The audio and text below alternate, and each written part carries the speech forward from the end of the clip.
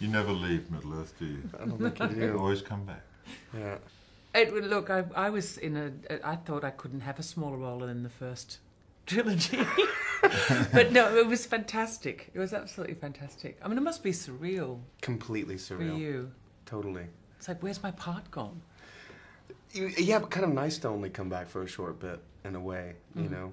Not to have the pressure of the full trilogy and just sort of come back and revisit it was like a family reunion. Yeah, it's fun. You know? Fun to come back for 2 or 3 weeks. Yeah. But I found it, look, in my small way, I found it really strange to then go back and tell a story that was made, or you know, in the progression of it. 60 yes. years before. How does one look When we're so 60 much years? younger. Yeah, younger. Well, as elves, Elves were immortal. timeless. Yes.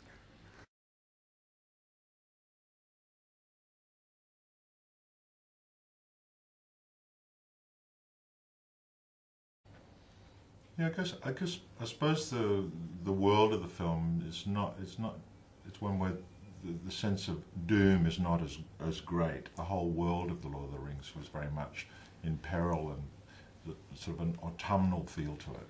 This is slightly more innocent. It's still tonally in the same place, but it's a slightly more innocent world, I suppose. Because I think that the high elves know what's coming, Yeah. and also the audience does. So the audience brings their own level, I think, of anxiety because they know the world that they're all plunging unwittingly into. Galadriel knows. Of course she does. Of course she does. Yeah, well, Frodo was actually not born during the time of The Hobbit, so the bit that I'm in is actually during the time of The Lord of the Rings, sort of before everything starts to Flash fall forward. apart. Yeah. So it's the innocent Frodo that we meet at the beginning of this.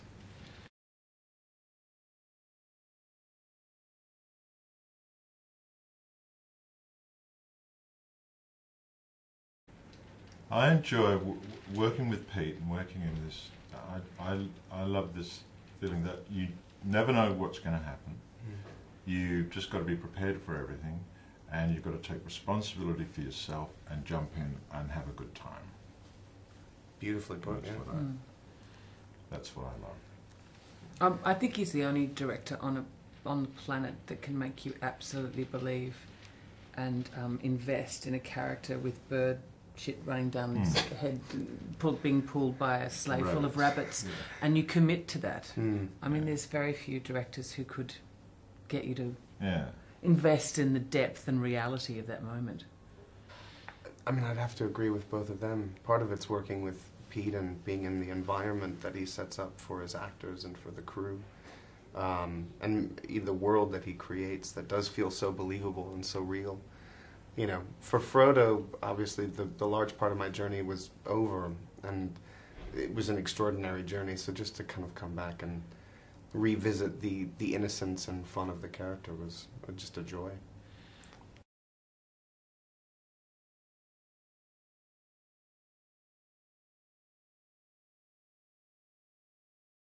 My more recent memories of The Hobbit are reading it to my kids and loving that, loving revisiting that for them. But it's, that was the thing that most interested me about doing this film, was tonally how similar or different The Hobbit was going to be to Lord of the Rings, because there's a playful, It's buoyant. there's a lighter quality to the book. I agree with Hugo. It's been, I mean, you know, as a child when you're reading it, you're entering into a timeless universe, but it's reinforced when you read it with and to your 11-year-old son, and then you see it through their eyes. And I can't wait for them to see the film. No, me neither. Well, it was my introduction to Tolkien. I mean, I read the book when I was probably 11 or 12. It was just a magical adventure, you know. And I was also curious as to how this would feel in comparison to Lord of the Rings, in the sense that it's very much a proper adventure story, and it is more buoyant and sort of whimsical and funny. Did you kick on and read Lord of the Rings straight after The Hobbit? I didn't. No, Wait, I had the volume on my bookshelf, and it was a little daunting. That's too long. It is still daunting.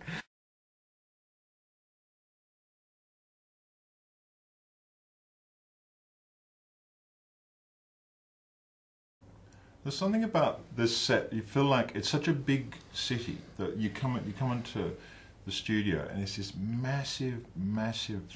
It's like a megapolis or something, and yet it's got the heart of a cottage industry. And there's something about Pete, that he's got this huge vision, the scope, but his ability to always be himself, have his feet often without shoes, very much on the ground, and he's this fabulously creative mind. He's always, the work never stops. He's always keeps on creating. Whenever you hear other directors, very influential directors, talk about the directors that they admire and they look to as innovators, Peter's, or always one. David Fincher's one, Sam Raimi's another, and Peter's absolutely one of those guys. And as an actor, he's deeply human and funny and irreverent. And as you say, he's like a mad scientist. And there's very few people who've got all that rolled into one package, I think. Yeah. Well, he's incredibly genteel and very down to earth, and like Hugo was saying, like the environment is so massive. It was bigger on this film than Rings as well, and yet it feels so intimate, and it feels like it's being run by a small community and a family. And I think that extends from Peter, and it's really quite extraordinary. Coming back here to New Zealand, it feels like you're kind of working in a neighborhood with a lot of friends and family, and yet the scope is so incredibly massive.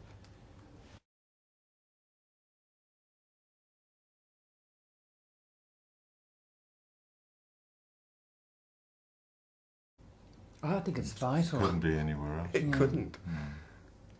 I mean, I think obviously because of its relative remoteness, it's what makes it. It's like Australia. I mean, everyone talks about what makes Australia so unique, and it's that sort of relative comparative distance. But it's what you were saying too. It's incredible and a real testament to the heart of the country that this incredible creative eruption has been exposed internationally, but still the very handmade quality, the down-to-earth quality, the just getting practical, day-to-day process of making films hasn't changed. And the joy that all the Kiwis seem to express working day to day on the sort of excitement of working on it, that's so palpable. And that's in the street. People come up and shake your hands, and they're excited about seeing the film. And there's something really, really lovely about that quality. It's so uncynical.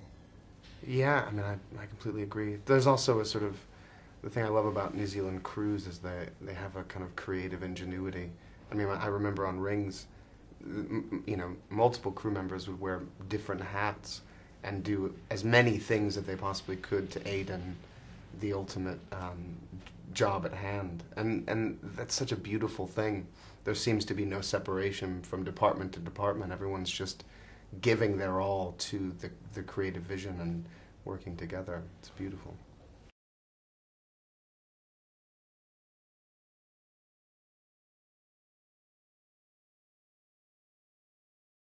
I was thrilling to see it, and well, for me, possibly for all of us, you feel like, well, often when you go and see a film, you're in it a lot.